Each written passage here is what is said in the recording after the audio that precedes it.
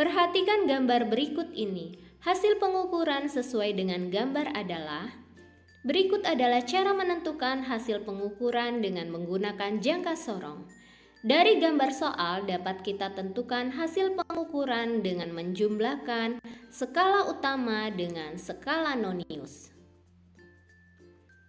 Perhatikan skala utama. Angka pada skala utama sebelum angka 0 pada skala nonius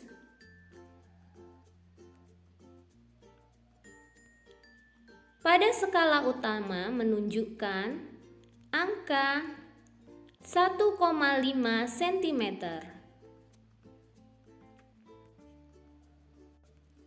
Selanjutnya pada skala nonius, perhatikan angka pada skala nonius yang berimpit dengan skala utama atau membentuk garis lurus pada skala utama, yaitu menunjukkan pada skala 6. Apabila 6 dikalikan dengan ketelitian jangka sorong, yaitu sebesar 0,01 cm, maka dihasilkan 0,06 cm. Jika dijumlahkan skala utama dengan skala nonius, maka dihasilkan 1,56 cm. Jadi jawabannya adalah D, 1,56 cm. Perhatikan gambar berikut ini. Andi A pergi ke rumah Toro D untuk belajar bersama. Rumah mereka berada dalam satu kompleks. Bila perjalanan Andi digambarkan dalam gambar di atas, maka besar perpindahan yang dilakukan oleh Andi adalah: Andi melakukan perpindahan dari A ke D. Apabila kita tarik garis lurus dari A ke D, maka akan terbentuk segitiga AED. Jarak AE adalah AB dikurang CD, yaitu 120 meter dikurang 40 meter sama dengan 80 meter.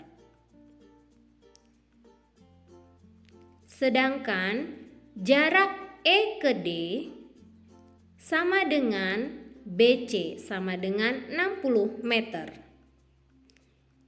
Untuk perpindahan AD sama dengan akar AE kuadrat ditambah ED kuadrat. Kita masukkan nilai AE dan ED sama dengan 80 kuadrat ditambah 60 kuadrat sama dengan akar 6.400 ditambah 3.600 sama dengan akar 10.000. Akar 10.000 adalah 100 meter. Jadi besar perpindahan yang dilakukan oleh Andi adalah C, 100 meter. Wijil mengukur diameter luar spidol dan hasilnya 1,20 cm. Keliling lingkaran spidol tersebut jika dituliskan sesuai dengan aturan angka penting adalah: diketahui diameter spidol D sama dengan 1,20 cm. Kita ketahui nilai pi adalah 3,14. Yang ditanyakan K. Jawab. Untuk menentukan keliling menggunakan persamaan K sama dengan pi kali D, kita masukkan nilai pi 3,14 dan D 1,20 cm, dihasilkan 3,768 cm. Untuk aturan angka penting, hasil perkalian atau pembagian angka penting dituliskan sebanyak angka penting yang paling sedikit. Hasil pengukuran diameter spidol 1,20 cm memiliki 3 angka penting. Maka keliling lingkaran kita bulatkan menjadi 3,77 cm dengan jumlah angka penting sebanyak 3 angka penting juga. Jadi jawabannya adalah A, 3,77 cm. Perhatikan tabel. Dilakukan lomba tarik tambang dengan membagi siswa dalam 2 tim. Bila tim A terdiri dari Andi, Budi, dan Ali, dan tim B adalah sisanya, maka tim manakah yang berhasil menjadi pemenang dan berapakah resultan gayanya? Dari soal diketahui tim A, Ali, Andi, dan Budi. Tim B, Febri, Jerry, dan Lukman. Ditanyakan pemenang dan besar resultan gaya, FR. Tim A dan tim B menarik tambang dengan gaya berlawanan arah.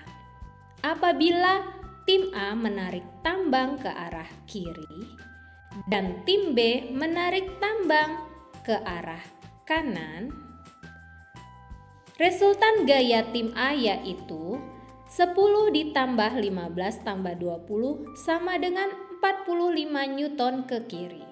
Sedangkan resultan gaya tim B sama dengan 20 ditambah 25 tambah 10 sama dengan 55 Newton ke kanan. Maka resultan gaya kedua tim tersebut adalah sigma FR sama dengan sigma FB min sigma FA.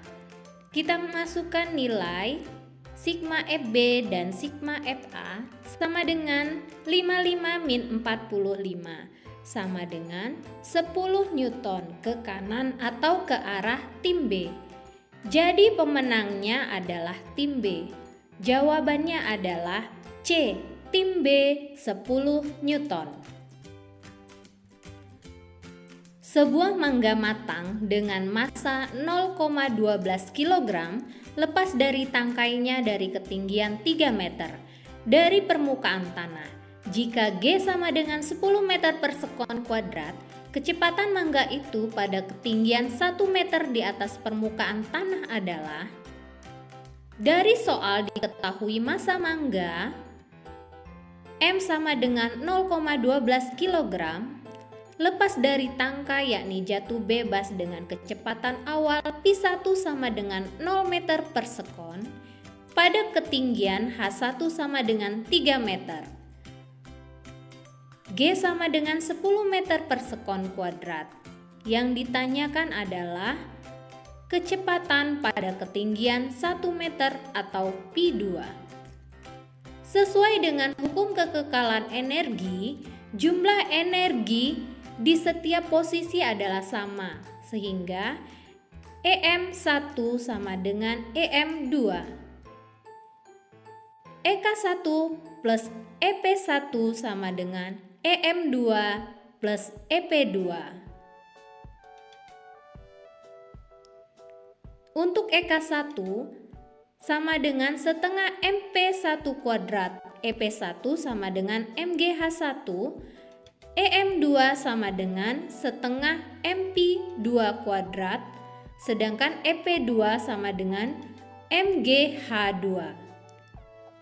Jadi persamaannya adalah setengah MP1 kuadrat plus MGH1 sama dengan setengah MP2 kuadrat plus MGH2.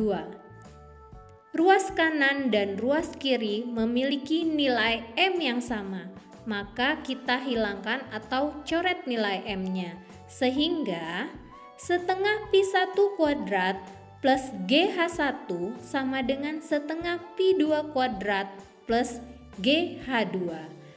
Selanjutnya kita masukkan semua nilai P, G, dan H ke dalam persamaan tersebut. Karena P1 sama dengan 0, maka setengah P1 kuadrat sama dengan 0. 0 plus 10 kali 3 sama dengan setengah P2 kuadrat plus 10 kali 1. Sehingga 10 kali 3 sama dengan 30 sama dengan setengah P2 kuadrat plus 10. 10 kita pindah ruaskan ke ruas kiri. 30 min 10 sama dengan setengah P2 kuadrat. 20 sama dengan setengah P2 kuadrat. Setengah kita pindah ruaskan ke kiri menjadi pengali sehingga 40 sama dengan P2 kuadrat. Untuk mencari P2 kita mengakarkan nilai 40. Jadi Pi2 sama dengan akar 40 sama dengan akar 4 dikali 10. Jadi Pi2 sama dengan 2 akar 10 meter per sekon. Jadi jawabannya adalah B, 2 akar 10 meter per sekon. Seorang mengendarai motor dengan kecepatan 72 km per jam. Tiba-tiba melihat seorang anak kecil di tengah jalan pada jarak 75 meter di depannya. Jika motor direm dengan perlambatan maksimum sebesar 2,5 meter per sekon kuadrat, maka terjadi peristiwa. Dari soal diketahui kecepatan motor Pi sama dengan 72 km per jam. Jika kita konversikan ke dalam meter per sekon sama dengan 20 meter per sekon. Jarak motor terhadap anak kecil adalah delta S sama dengan 75 meter. Perlambatan motor A sama dengan min 2,5 meter per sekon kuadrat. Yang ditanyakan adalah peristiwa yang terjadi. Ketika motor berhenti atau kecepatan akhir motor sama dengan 0, maka Pt sama dengan 0. Kita tentukan dahulu jarak tempuh motor sampai motor berhenti dengan menggunakan persamaan Pt kuadrat sama dengan Pi0 kuadrat plus 2AS. Kita masukkan nilai Pt, Pi0 dan A. 0 sama dengan 20 kuadrat ditambah 2 dikali min 2,5 kali S, sehingga 20 kuadrat sama dengan 400, 2 dikali min 2,5 sama dengan min 5. Kita pindah ruaskan min 5S ke ruas kiri, 5S sama dengan 400. S sama dengan 400 dibagi 5 sama dengan 80 meter. Anak kecil berada pada jarak 75 meter di depan motor. Namun ketika motor sudah berhenti, jarak yang sudah ditempuh oleh motor adalah 80 meter, di mana 80 meter lebih besar daripada jarak anak kecil tersebut dari posisi awal motor direm. Jadi motor baru berhenti setelah menabrak anak kecil. Jawabannya adalah E. Motor baru berhenti setelah menabrak anak itu. Sebuah perahu motor menyeberangi sungai yang lebarnya 240 meter. Perahu diarahkan menyilang tegak lurus sesuai dengan kecepatan 6 meter per sekon. Jika kecepatan arus airnya 8 meter per sekon, maka setelah sampai di seberang perahu motor telah menempuh lintasan sejauh. Dari soal diketahui lebar sungai sama dengan S1 sama dengan 240 meter, kecepatan perahu menyeberangi sungai Pp sama dengan 6 meter per sekon, kecepatan air sungai Ps sama dengan 8 meter per sekon. Ditanyakan lintasan yang ditempuh perahu motor atau S2. Kita gambarkan vektor kecepatan perahu menyeberangi sungai tegak lurus terhadap kecepatan air sungai apabila digambarkan dalam bentuk bangunan segitiga. Sisi miringnya adalah resultan kecepatan perahu menyeberangi sungai atau PR. Sehingga PR sama dengan akar Pp kuadrat plus Ps kuadrat. Kita masukkan nilai Pp dan Ps. PR sama dengan akar 6 kuadrat plus 8 kuadrat sama dengan akar 36 ditambah 64 sama dengan akar 100 sama dengan 10 meter per sekon. Selanjutnya, untuk menentukan lintasan perahu S2 dengan membandingkan kecepatan perahu dengan kecepatan resultan perahu serta lebar sungai dan lintasan perahu. yaitu pi P dibagi pi R sama dengan S1 dibagi S2. Kita masukkan nilai pi P, pi R, S1 dan S2. 6 dibagi 10 sama dengan 240 dibagi S2. Sehingga S2 sama dengan 240 kali 10 dibagi 6. Dan dihasilkan S2 sama dengan 400 meter. Lintasan yang ditempuh perahu setelah sampai di seberang adalah 400 meter. Jadi jawabannya E, 400 meter.